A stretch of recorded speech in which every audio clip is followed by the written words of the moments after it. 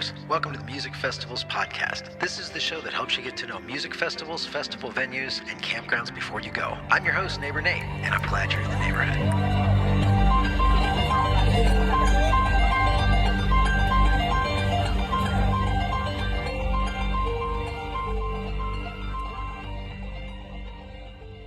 Welcome back, neighbors, to episode number 41 of the Music Festivals podcast. This is the show that helps you get to know music festivals, festival venues, and campgrounds before you go.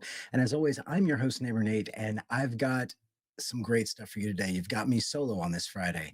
In today's episode, we're recapping the Poe Road Music Sanctuary season opener and digging into this incredibly unique venue in Grand Rapids, Ohio.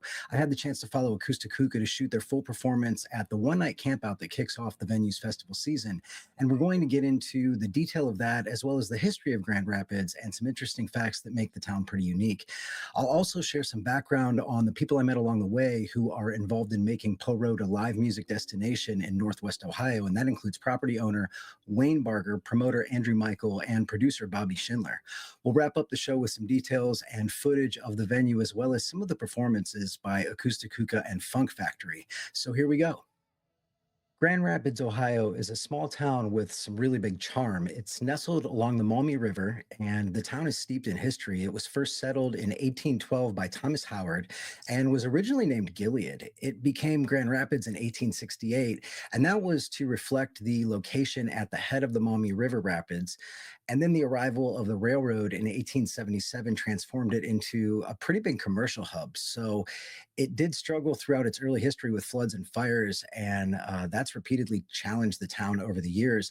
The town actually survived a major flood, and notably floods in 1904, 1913, and 1959, and has a rich canal and railroad history.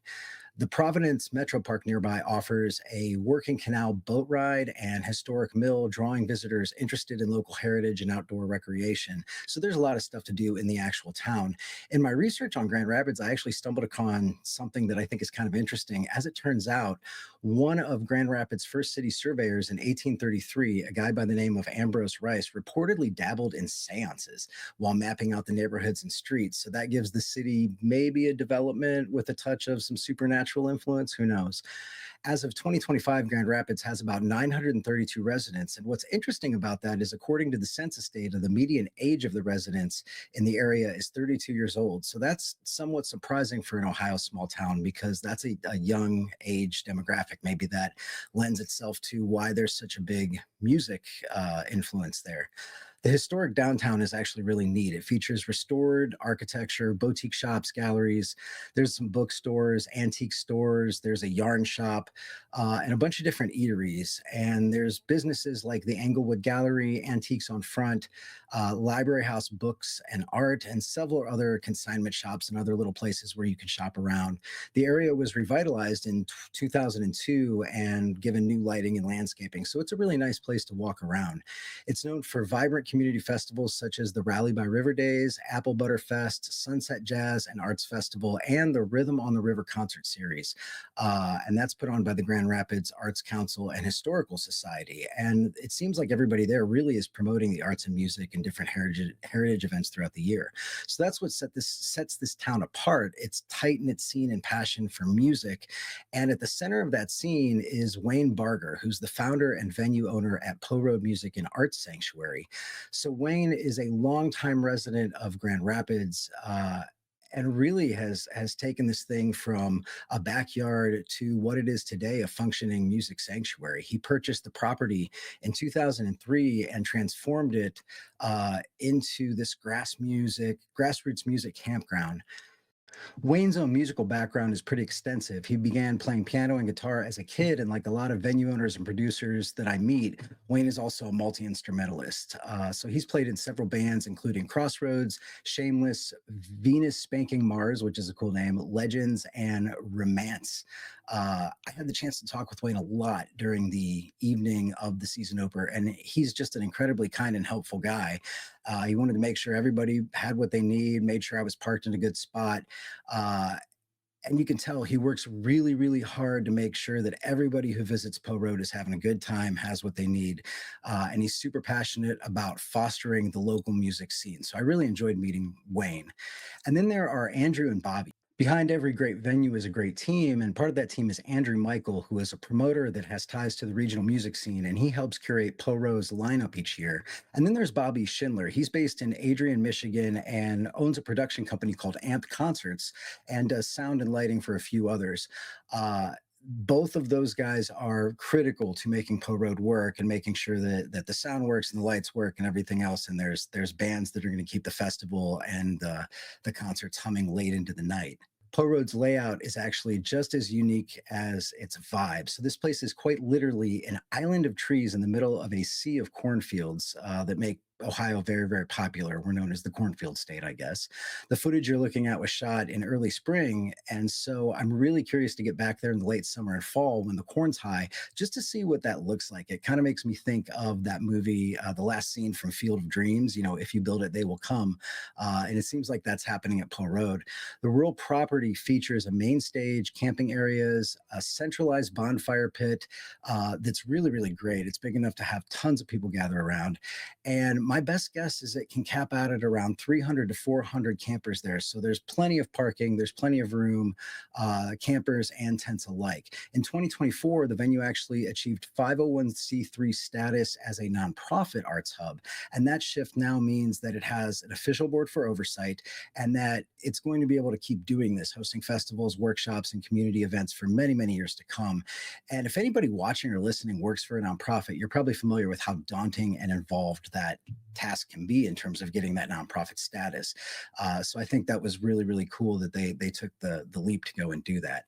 This year's season kicked off with a banger of an event, and that was on Saturday, April 26th. And this was a one-day and night show that featured 3 bands, including an opening set from the Funk Factory. They're a genre-bending band from Toledo, Ohio, and their shows are known for a mix of songs and select covers and improvisational jams. And each performance is really, really unique. I enjoyed seeing their set and had the chance to talk with Dan Connold, who is their drummer. Right after the show. My hope is to have him and some others from the Funk Factory on the podcast later this summer. But you'll also be able to check out their full set on the YouTube channel in the coming weeks so make sure you're on the lookout for that. I really enjoyed their show and their whole party vibe. So you're going to want to check that set out. The Funk Factory was then followed by 2 sets from jam legends Ekoostik Hookah. And I could talk on hookah all day, but rather than bore you with that, let's take a look at a clip of their show. Here is Walk Real Fast from set 1 at Poe Road. I know. And I couldn't find anything like dark.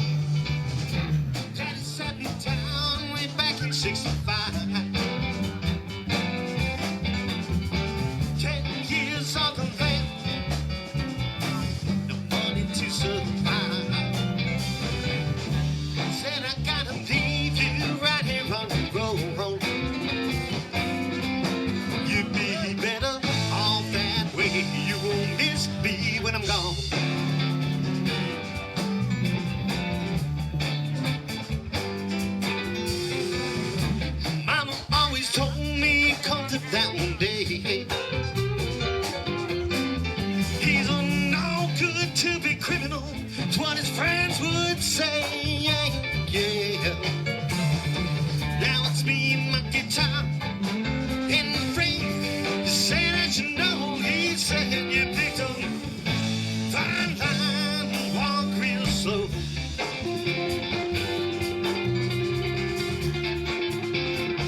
He said you picked up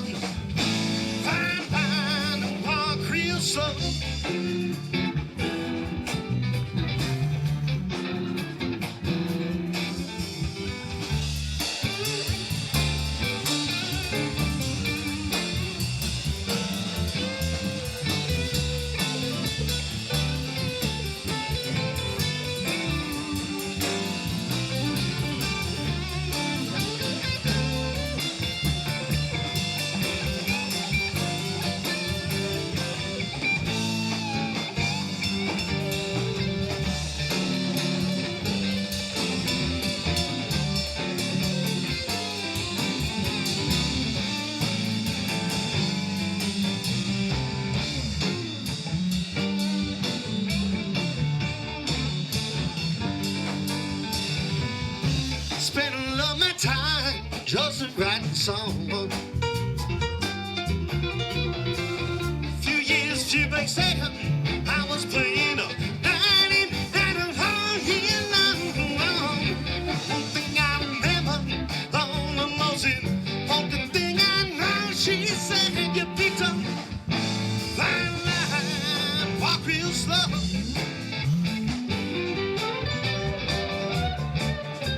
Then she said you picked up fine line, walk real slow.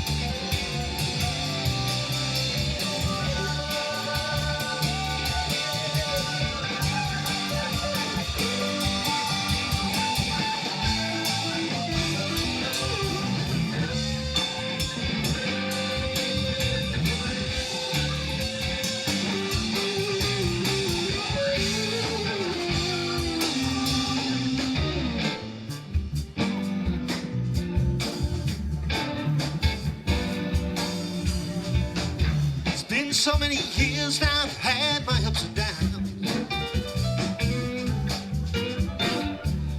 Songs they don't come as easily, but the ones that do, oh, you know that's right. Kids are always asking me, do you have anything to show? I say you picked up fine line, walk real slow.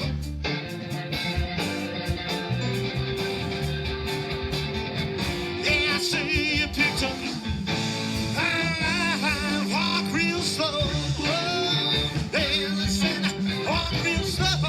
Whoa, whoa, you gotta walk real slow. I walk real slow.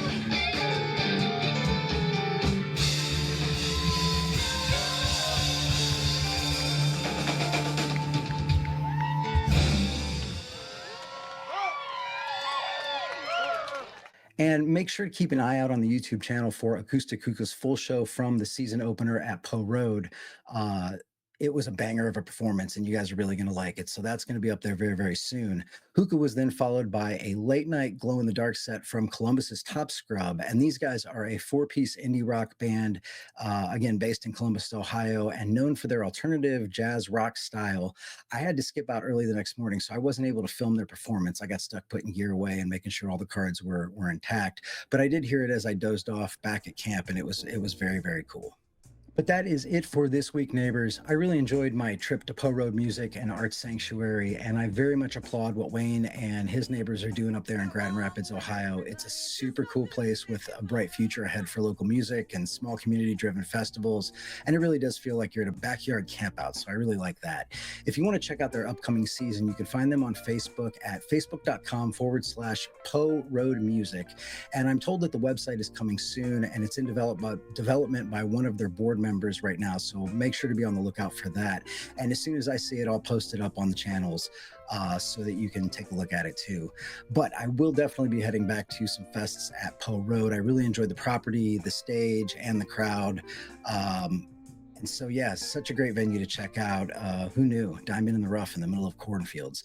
If you follow the show, you know that we work with producers and promoters to offer chances to win music festival ticket packages. And we have a winner for today who won the package of a pair of free 3-day GA passes plus camp by car, and that was valued at about $400, and that was for the upcoming Hookahville 60 that's going to happen very, very soon, almost 27 days now at this recording. We had a total of 44 entries for this package, and the winners are selected at random, and I do this with the software that I use. So your best chance to win is make sure you fully complete the form, include all the social sharing if you can, follow and subscribe buttons help, and then you're up to the random algorithm whether or not you get selected. But without further ado, I want to send my congratulations to Jessica Topper of Marysville, Ohio, who is the package winner. Jessica is also a drummer herself and previously played kit with Something Wonky and is now playing percussion and singing in an acoustic group called Mill Creek. So congrats to Jessica on that win, and I'll look forward to seeing you at Hookahville. To get your chance to enter to win free festival ticket packages from our partners, head on over to the website at musicfestivalspodcast.com and look for the tab that says Win Festival Tickets. It's pretty easy. We have tickets available for the upcoming Pickin' On Picnic that's happening July 10th through the 13th at Lost Hill Lake in St. Clair, Missouri. And that festival is celebrating its 10th anniversary. Going to be a really, really great lineup there too. So make sure to check that out. You can also win tickets to the Incarceration Music and Tattoo Festival that's happening July 18th through the 20th at the Ohio State Reformatory in Mansfield, Ohio. And that's going to be a really, really interesting one. So make sure to visit the page and enter those contests to see if you can win some free tickets. While you're there, make sure to subscribe to The Neighborhood. That is our weekly newsletter where you're going to get things like announcements of other festivals, some special interviews and sets that we record, as well as discount codes from our partners, Outdoorsy.com, Inikim Scooters, Melted Mind Designs, Cast Magic, CapCut, Opus Clip, and Hoem. And remember that Hoem are the folks that make the Hoem iSteady M7 phone gimbal, which is such a great device to take to a festival to make sure you're getting really good video of those fantastic performances.